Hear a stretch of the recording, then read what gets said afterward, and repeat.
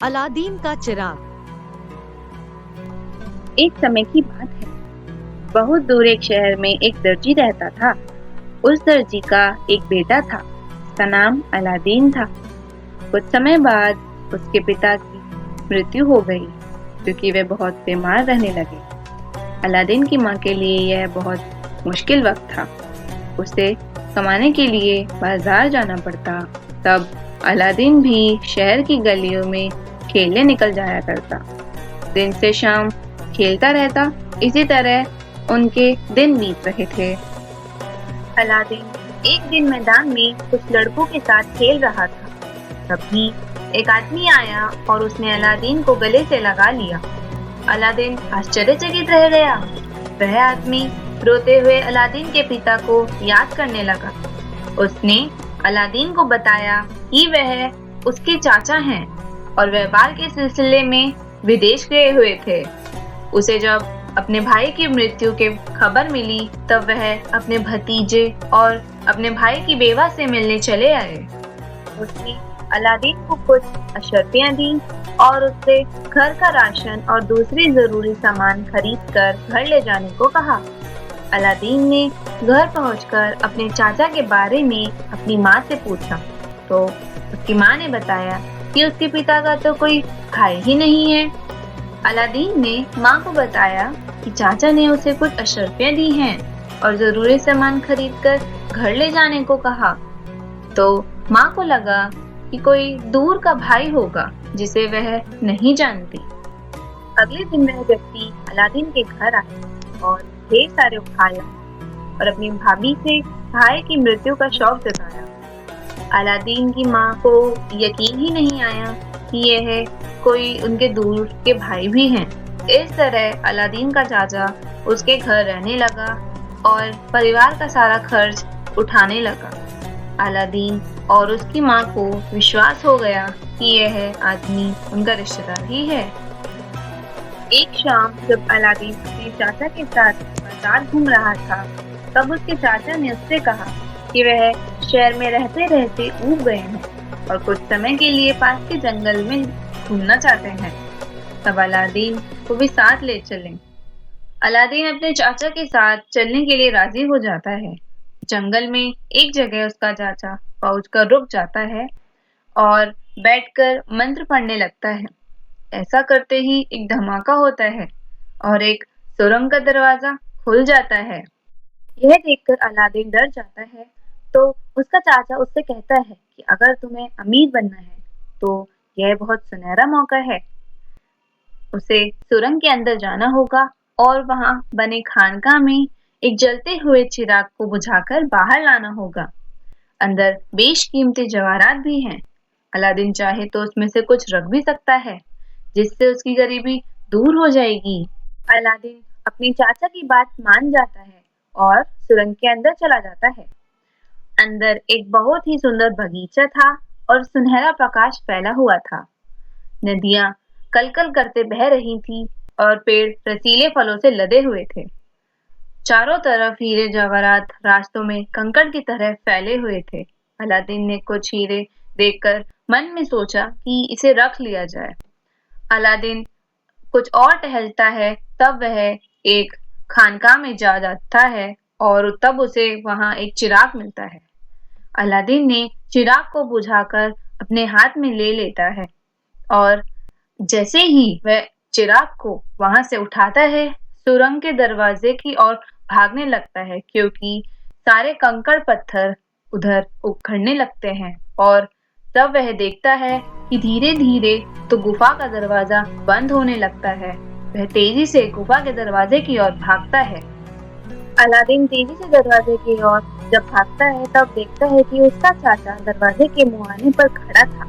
Aladdin जैसे ही दरवाजे पर पहुंचा चाचा ने आवाज लगाई कि अलादीन जल्दी से चिराग मुझे दे दो। अलादीन ने अपना हाथ बढ़ाया और चाचा से खुद को सुरंग से बाहर निकालने को कहा, लेकिन चाचा ने अलादीन से चिराग मांगा। अलादीन को चाचा की नीयत पर शक हुआ तो उसने चाचा से कहा कि अगर वह उसको बाहर नहीं निकालेंगे तो वह चिराग भी नहीं देगा। इस जिद्दोजहद में दरवाजा बंद हो गया और अलादीन गुफा में ही कैद हो गया। अलादीन अंदर बंद होने के बाद बहुत पछताया कि आखिर उसने एक अजनबी पर विश्वास क्यों किया। दरअसल अलादीन का नकली चाचा बनने वाला एक इंसान वह जादूगर था जिसे अलादीन के शहर के नजदीक जंगल में छुपे हुए एक जादुई चिराग का नक्शा मिल गया था। लेकिन इस चिराग के साथ शर्त यह थी कि उसे कोई इसी शहर का आदमी ही सुरंग से निकाल सकता था। इस काम के लिए उसने अलादीन को चुना क्योंकि चिराग लेने के बाद वह अलादीन को उसी सुरंग में कैद कर मार देना चाहता था। अलादीन अब इस सुरंग में कैद हो जाता है और गहरी सोच में पड़ जाता है कि इस चिराग के चक्कर में उसे उस नकली चाचा ने इस गुफा में कैद कर दिया। आखिर इस चिराग में ऐसा है क्या? उसने उस चिराग को देखा और इतनी गंदगी होने के बावजूद उसे साफ करना चाहा। जैसे ही उसने चिराग को घिसा तब उसमें से धुआं उठने लगा। अंधेरे में धुआं उठने पर वह डर गया और उसमें से जब जिन निकला तब जिन ने उससे पूछा, क्या हुक्म है मेरे आका? डरे हुए अलादीन ने जिन से कहा कि मुझे इस सुरंग से बाहर निकालो। पलक झपकते ही अलादीन सुरंग से बाहर निकल जाता है और उसी जगह पहुंच जाता है जहां उसके नकली चाचा ने उसे छोड़ा था। अलादीन जैसे तैसे घर पहुंचता है तो पाता है कि उसके बिना उसकी माँ का बहुत बुरा हाल था। अलादीन जब चिराग अपनी माँ को दिखाता है तब उसकी माँ उससे पूछती है कि यह तुझे कहाँ मिला। अलादीन ने अपनी माता को सारी बात बताई। तब उसने अपनी माँ से कहा कि हम इस चिराग को बाजार में बेचकर कुछ पैसे कमा सकते हैं। चिराग देखकर अलादीन की माँ ने उसे कहा कि यह तो बहुत गंदा हो रखा है, मैं इसे साफ कर देती हूँ। जैसे ही अलादीन की माँ ने चिराग को रगड़ा वही जिन फिर से सामने आया और बोला, क्या हुक्म है मेरे आका? अलादीन की माँ उस जिन को देखकर बेहोश हो गई। अलादीन ने हिम्मत जुटाकर पूछा कि तुम कौन हो? जिन बोला कि वह इस चिराग में रहता है और यह चिराग जिसके पास भी रहता है वह उसका गुलाम हो जाता है। अलादीन ने पूछा कि क्या तुम मेरी कोई भी इच्छा पूरी कर सकते हो? जिन ने बताया कि वह कुछ भी कर सकता है। अलादीन ने जिन से ढेर सारा स्वादिष्ट खाना लाने को कहा क्योंकि उसे बहुत जोर से भूख लगी थी। देखते ही देखते सोने की थालियों में ढेर सारा खाना अलादीन के सामने आ गया। अलादीन ने जिन की मदद से अपनी गरीबी दूर कर ली, रहने के लिए एक आलीशान महल बनवा लिया और ढेर सारे हीरे जवाहरात इकट्ठे कर लिए। अलादीन के पास शानो शौकत थी, पैसा था, नौकर चाकर थे, लेकिन उसकी माँ को एक चिंता थी कि उसकी शादी किसके साथ करवाई जाए। अलादीन ने फौरन चिराग रगड़ा और जिन ने बाहर आकर पूछा कि क्या हुक्म है मेरे आका? अलादीन ने जिन से कहा कि उसे इस दुनिया की सबसे सुंदर लड़की से शादी करनी है, तो फौरन पता लगाओ कि इस दुनिया की सबसे सुंदर लड़की कौन है। जिन फौरन रवाना हो गया और पता लगाने के लिए निकल पड़ा। थोड़ी ही देर में जिन पता लगाकर वापस आया कि इस दुनिया की सबसे सुंदर लड़की इजिप्ट की शहजादी जैस्मीन है। अलादीन ने जिन से जैस्मीन की तस्वीर दिखाने को कहा। जिन ने जादू से जैस्मीन की तस्वीर बना दी। जैस्मीन को देखते ही अलादीन को उससे मोहब्बत हो गई। अलादीन अपनी माँ के पास गया और बोला कि उसको जैस्मीन से ही शादी करनी है और उसकी माँ को सुल्तान के पास जाकर शहजादी जैस्मीन का हाथ मेरे लिए मांगने को कहा। अलादीन की माँ ढेर सारे जवाहरात लेकर सुल्तान के पास गई। सुल्तान इन उपहारों को देखकर बहुत खुश हुआ, लेकिन उसने शहजादी की शादी में एक अड़चन बताई कि उसका अभी दुश्मन राज्य उस पे युद्ध कर रहा है जिसमें वह हारने वाले हैं।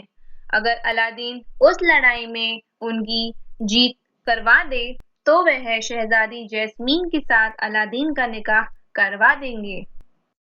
अलादीन की माँ यह बात अलादीन को बताती है तो वह चिराग रगड़कर जिन को बुलाता है और उसको लड़ाई जितवाने के लिए बोलता है।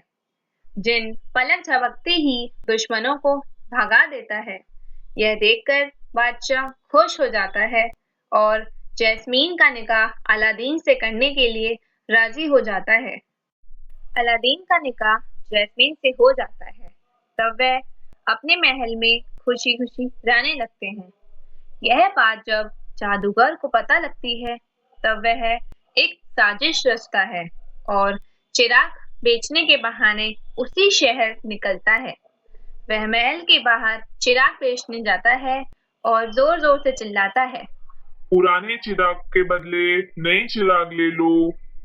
जैस्मीन ने सोचा कि यह जो अलादीन का चिराग है वह बहुत पुराना हो गया है, उसे नया लेना चाहिए। तब जैस्मीन नया चिराग लेने जाती है और पुराना चिराग दे देती है।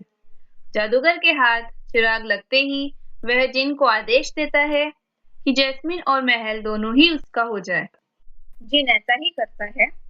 जब अलादीन को यह पता चलता है तब वह चोरी से जैस्मीन से मिलने जाता है और उसको जादूगर से बचने की तरकीब बताता है और वहां से चला आता है।